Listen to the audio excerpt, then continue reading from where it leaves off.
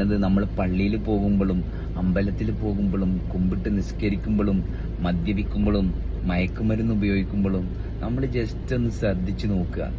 നമ്മളെ ഒരിക്കലും അറിയുന്നതും അനുഭവിക്കുന്നതും ആ പദാർത്ഥത്തെയോ അല്ലെങ്കിൽ ഒളിഞ്ഞിരിക്കുന്ന ഒരു ദൈവത്തെയോ അല്ലെങ്കിൽ എന്താ പറയാ നമുക്കറിയാത്ത ഒരു അവസ്ഥയെയോ അല്ല.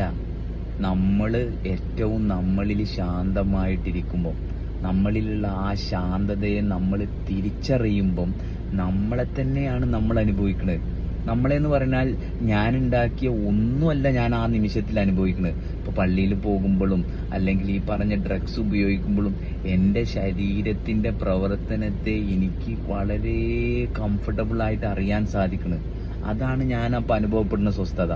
പക്ഷെ നമ്മൾ ആ നിമിഷം തന്നെ ഈ പ്രൊഡക്റ്റാണ് അല്ലെങ്കിൽ പുറത്തുള്ള ഒരു ദൈവത്തിനും അല്ലെങ്കിൽ നമ്മൾ ഉപയോഗിക്കുന്ന സബ്സ്റ്റൻസിനുമാണ് നമുക്ക് ഈ സമാധാനം തരുന്നതെന്ന് നമ്മൾ ചുറ്റുപാടുള്ള അവസ്ഥകളിൽ നിന്നും മാത്രം നമ്മളെ തിരിച്ചറിഞ്ഞതുകൊണ്ടാണ്.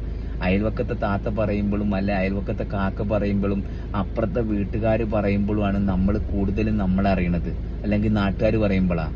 ഒരിക്കലും നമ്മളുടെ പ്രവർത്തനം അല്ലെങ്കിൽ നമ്മുടെ ശരീരം പ്രവർത്തിക്കാൻ കാരണമായ അവസ്ഥയിൽ നിന്ന്, ആ സത്യസന്ധതയിൽ നിന്നാണ് ഒരാള് അവനവനെ തിരിച്ചറിയണതെങ്കിൽ ഒരിക്കലും നമുക്ക് ഈ പറഞ്ഞ ഒരു എക്സർസൈസും ചെയ്യേണ്ട കാര്യമില്ല.